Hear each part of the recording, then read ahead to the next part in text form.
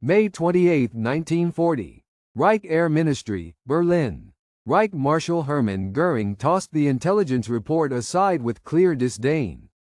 The report described President Roosevelt's appeal to Congress for a never-before-seen buildup of American aircraft output, aiming for the capacity to build 50,000 planes each year. The Americans must truly be desperate if they think such propaganda will intimidate us, Göring remarked to his advisors. They have no understanding of wartime manufacturing.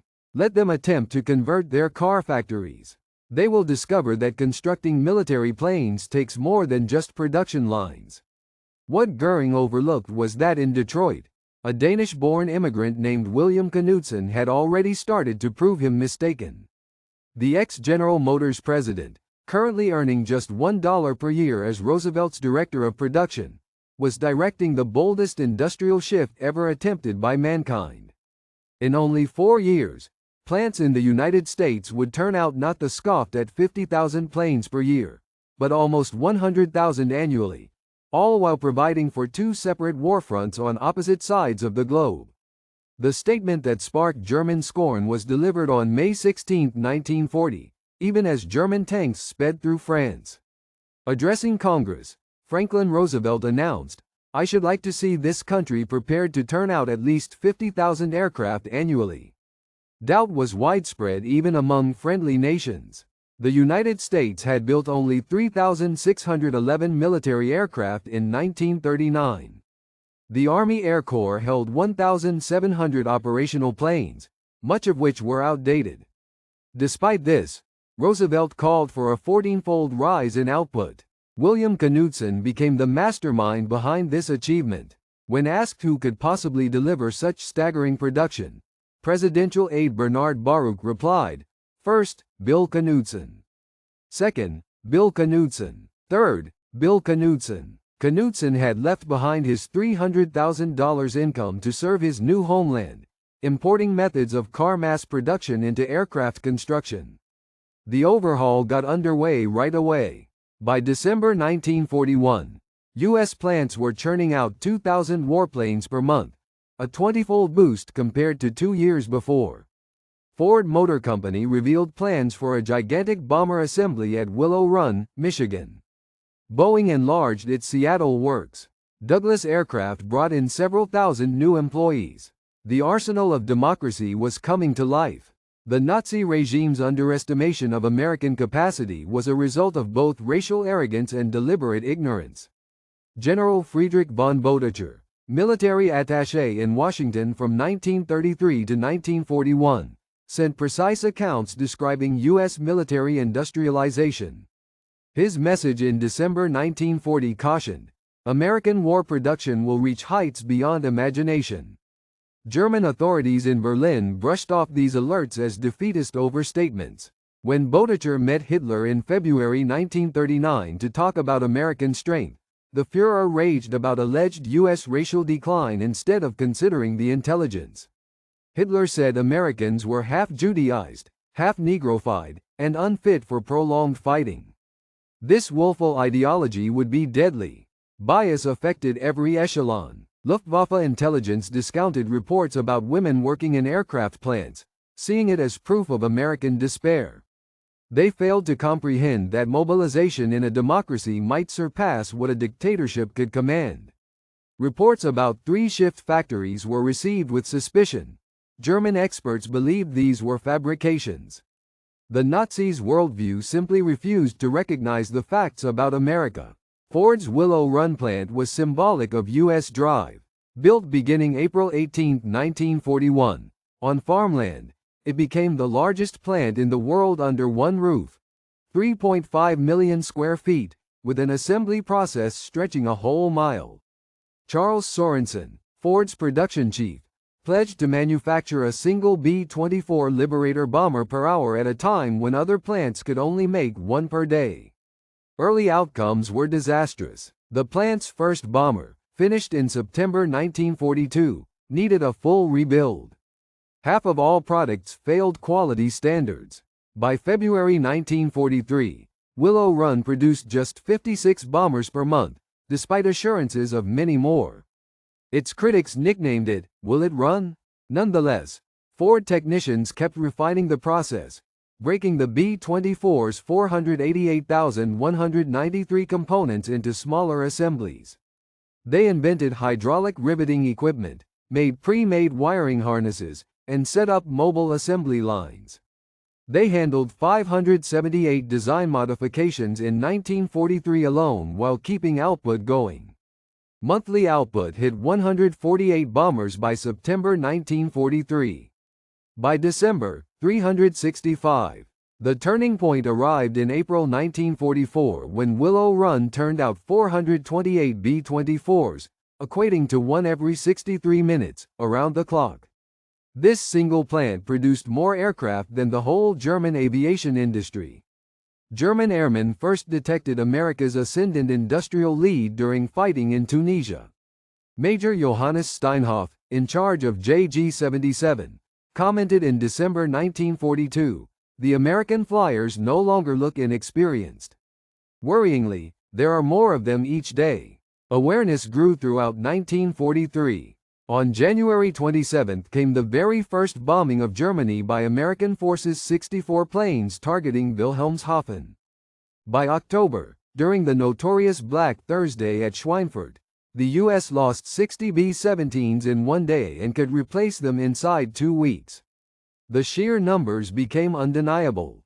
During Big Week from February 20 to 25, 1944, the 8th and 15th Air Forces launched 3,500 bomber missions targeting German aircraft manufacturing.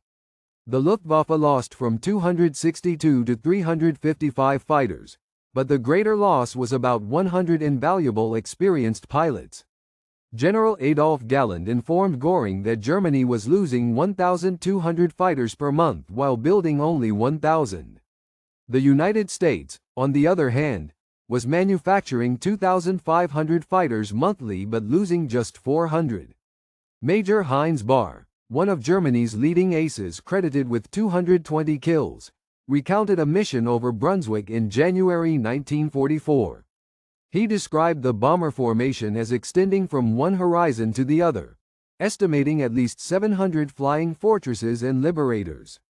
He and his unit, just 8 fighters, faced a multitude of bombers, rendering the situation impossible.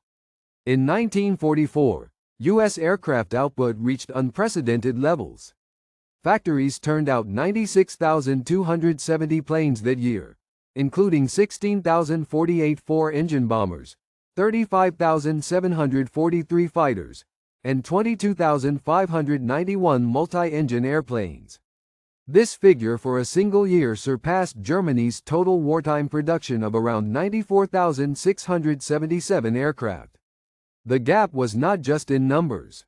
Each U.S. bomber mounted 13.50 caliber machine guns with thousands of rounds. German fighters more frequently went out with incomplete ammunition loads. American bombers boasted powered gun turrets, advanced bomb sights, and state-of-the-art navigation gear. Many German fighters operated without working radios. By May 1944, Boeing's Plant 2 in Seattle was putting out 16 B-17s every day. Douglas Aircraft, which had employed only 68 individuals in 1936, had swelled to a workforce of 167,000 across 9 factories. North American Aviation was delivering 500 P-51 Mustangs every month. Lockheed managed to build a P-38 Lightning every 90 minutes, integrating 2,127 modifications based on combat experience. The supporting sectors kept pace. General Motors manufactured 57,658 airplane engines under license. Packard produced 55,523 Rolls-Royce Merlins. Alcoa increased its aluminum production by 600%. Dow Chemical's annual magnesium output soared from 6 million to 333 million pounds. America's workforce transformation shattered Nazi beliefs. While women made up less than 1% of aviation workers in 1941, by 1943 they constituted 65%, totaling 310,000 women in aviation plants. At Douglas Long Beach, 22,380 of 41,620 employees were women. Rose Monroe, the famed Rosie the Riveter, drove 3,000 rivets per shift at Willow Run with a reliability rate of 99.5%. At Douglas, female inspectors lowered defect rates from 3.2% to 0.3%. Ford altered tools for smaller hands, which inadvertently improved productivity. Lighter air-powered tools reduced exhaustion, and better-placed workstations brought down injury rates. German intelligence read this surge in female workers as a sign of crisis. A seized Luftwaffe document categorized these workers as a stopgap, predicting a plunge in quality. In reality, precision rose. Women performed exceptionally well on detailed tasks such as wiring, instrumentation, and quality checking. Their addition signified democratic vitality, not fragility. As American manufacturing reached new heights, Germany began to indulge in illusions. Göring approved the Jaeger program in February 1944, spreading manufacturing across 729 subterranean sites staffed by forced labor. The Mittelwerk complex had 60,000 inmates under brutal conditions, resulting in 20,000 deaths. These underground plants produced more faulty parts than usable planes. Forced laborers would sabotage parts. Moving components between scattered plants caused holdups. Oversight on quality fell apart. The entire Mittelwerk was producing fewer engines monthly than Ford's Chicago facility alone. By contrast, American progress was accelerating. Boeing set up a modular B-29 assembly scheme at 4 plants, ensuring full interchangeability of components. The pressurized B-29, costing $65,000 each, integrated advancements that German engineers had not managed to realize in prototypes. By early 1945, the U.S. was turning out 100 B-29s each month. On June 6, 1944, American production prowess culminated. That day, 11,590 Allied aircraft supported the invasion, flying against 319 German sorties, yielding a superiority ratio of 36-1. This reflected not so much a tactical edge as the result of overwhelming industrial output. Between January and May 1944, preparatory strikes dropped 145,000 tons of bombs on German positions, more than Germany had dropped on Britain throughout the conflict. Transport aircraft delivered 3 airborne divisions in a single day, with more planes involved than the German transport fleet ever mustered. By December 1944, some missions involved 1,200 bombers covered by 900 escort fighters. P-51 Mustangs had both the range to reach Poland and the capability to challenge any foe, existing in such numbers that individual losses became insignificant. German airmen referred to them as Indians, appearing everywhere at once. As their defeat loomed, even the highest levels of Nazi leadership conceded the disaster in production. In December 1944, Goebbels recorded in his diary, "Göring's claims regarding Luftwaffe dominance now appear to be dangerously misleading fantasies. We confront the greatest industrial powerhouse in the world with nothing but empty words."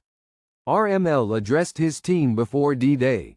"The Americans have the ability to lose 10 tanks for each one we eliminate and still overpower us. When they land, their overwhelming material superiority will be such that no defensive line can be held." Even Hitler conceded to share in January 1945. "We ought to have heeded Bertika's findings. Their industrial capacity proved decisive. Where we produced hundreds, they manufactured tens of thousands." Albert Scharr later confirmed under oath that American bombing diminished German tank output by 35%, aircraft by 31%, and trucks by 42%. He declared without hesitation that the American raids, following a calculated system targeting industrial sites, led to the collapse of German armaments. Germany's M262 jet fighter, which became operational in mid-1944, was truly innovative, achieving speeds in 100 miles per hour faster than any Allied fighter plane. Hitler and Göring believed this miracle aircraft could reclaim air dominance, despite their inferior numbers. However, Germany managed to produce only 1,430 Mi-62s in total, never having more than 200 in active service at one time. These engines needed to be replaced after only 10 hours of use. Vital materials were lacking, requiring the use of lower-quality substitutes. Meanwhile, the United States began jet research in 1942. Although the Bell P-59 could not match the German jets, Lockheed's P-80 Shooting Star, which surpassed any German jet, had commenced production before the war's conclusion. America's vast industrial base enabled it to work on multiple technological advances simultaneously, unlike Germany, which could not afford such efforts. This comparison perfectly embodied the outcome of the Battle of Production. German advancements in jet technology meant little when the United States could turn out thousands of traditional fighters as well as newer aircraft at the same time. In total war, having quality but no quantity proved to be futile. The capture of Hermann Göring on May 8, 1945 by troops from the U.S. 36th Infantry Division signaled the start of his reckoning with reality. At first, while being questioned in Augsburg, he steadfastly claimed German technology was superior and had been overcome solely by greater numbers. His later relocation to Camp Ashcan in Luxembourg, a special facility for top Nazi detainees, led to thorough interrogations. In July 1945, Major Kenneth Heckler performed in-depth interviews which tracked Göring's growing admission of America's industrial strength.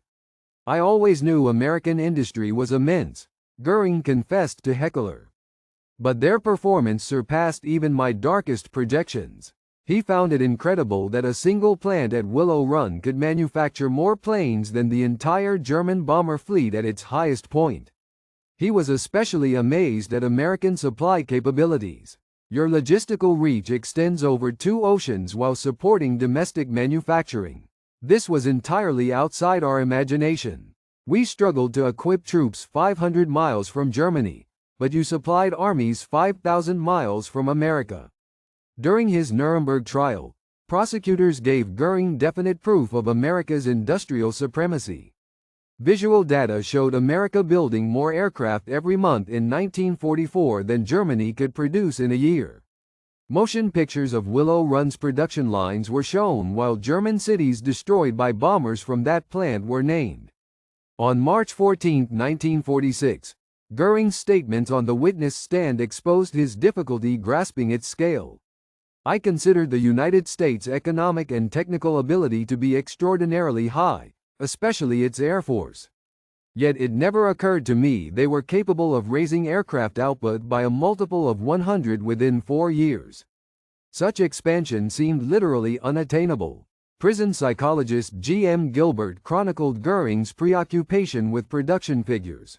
He incessantly worked out ratios, contrasting individual American factories with Germany's entire armaments output. He appeared particularly haunted by Willow Run, referring to it as that infernal plant that ruined us. When presented the statistics, America had built 812,615 aircraft engines while Germany's total was 241,675. Göring looked at the numbers in wordless defeat. The sheer magnitude of this change remains astonishing to this day. Starting with 3,611 military planes in 1940, the United States had built 295,959 by the war's conclusion, comprising 97,810 bombers, 99,465 fighters, and 98,684 of other types. This achievement demonstrated not merely mass production, but an advanced systemic superiority in every facet of manufacturing. At its highest point, 2 million Americans participated in aircraft manufacturing, showcasing an unprecedented diversity. The workforce included women, African Americans, Mexican Americans, Native Americans, disabled persons, teenagers, and senior citizens. This democratic mobilization accomplished what authoritarian command economies could not. Voluntary teamwork delivered an efficiency and output that surpassed that of coerced labor in every respect. When workers entered airplane factories in 1941, most were unfamiliar with the industry, but by 1945 they had become the globe's most capable aviation production force. They produced far more than just aircraft, they transformed manufacturing itself.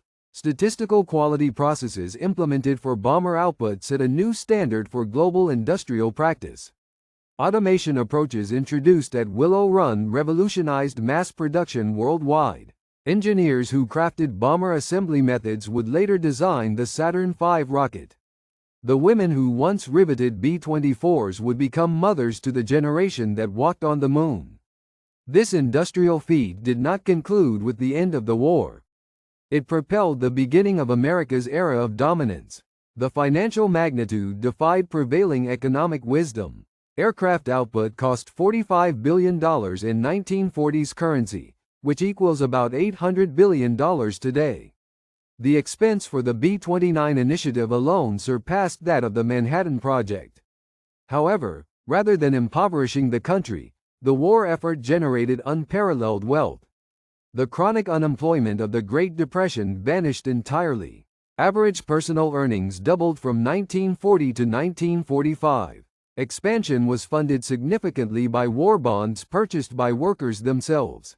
At Willow Run, employees alone bought $45 million in bonds that directly financed their own plant's output. In contrast, by 1944 Germany was devoting 40% of its total industrial assets to plane production, but achieved less than half of what America produced. Heavy reliance on forced labor led to disastrous outcomes. Sabotage was constant. Quality control collapsed. Output per German worker actually dropped after 1943, while American productivity grew by 300%. The wartime production infrastructure laid the groundwork for post-war economic fortune. Aluminum factories originally built for bombers provided materials for new homes in the suburbs. Fuel chemical plants used for military purposes developed plastics for consumer goods. Machine tool manufacturing that supplied plane factories then equipped American industry for worldwide dominance. Beyond sheer quantity, organizational mastery played a crucial role. The War Production Board orchestrated the cooperation of 184,000 companies without interruption. IBM punch cards monitored millions of parts handled by thousands of suppliers. A staff of 4,000 scientists at MIT's Radiation Laboratory pioneered navigation technologies, granting American bombers the ability to fly in any weather. After discovering B-17s were vulnerable to nose attacks, Boeing integrated chin turrets within just 60 days.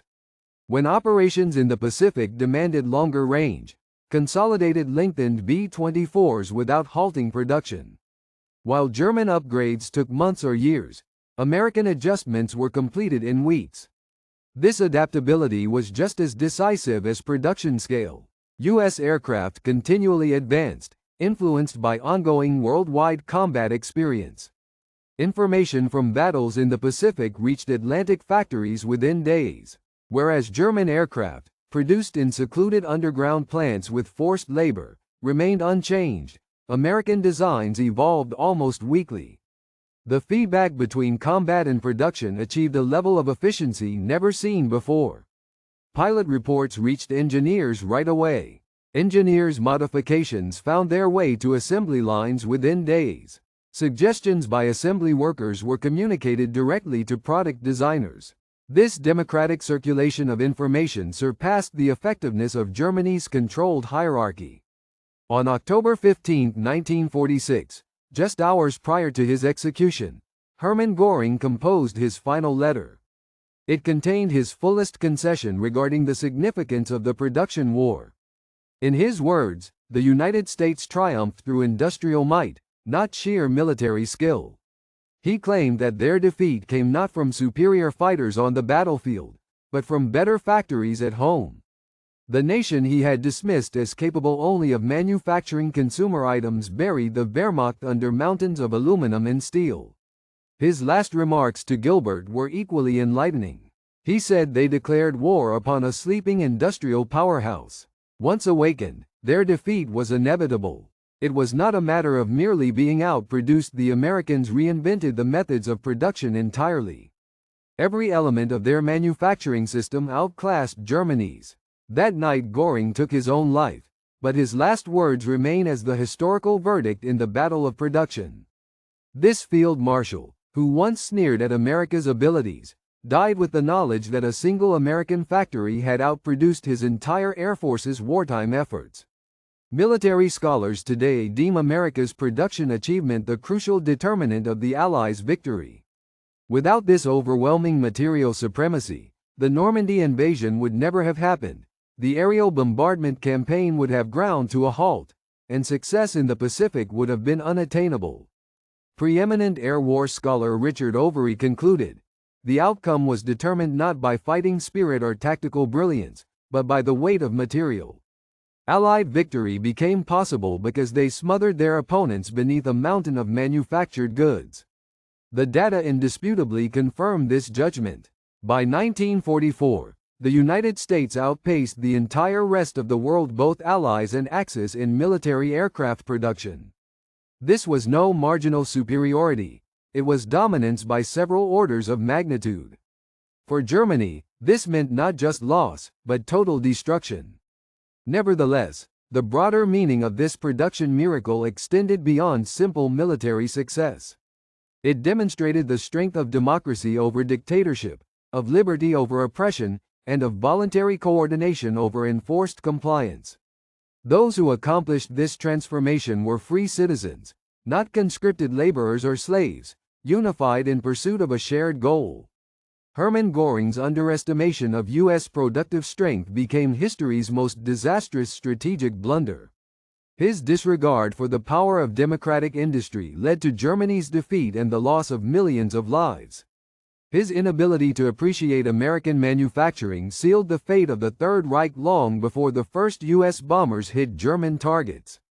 The leap from producing 3,000 to 100,000 airplanes annually illustrated that when free societies face existential danger, they can accomplish feats previously thought impossible. American production not only met Roosevelt's challenging target, it more than doubled it.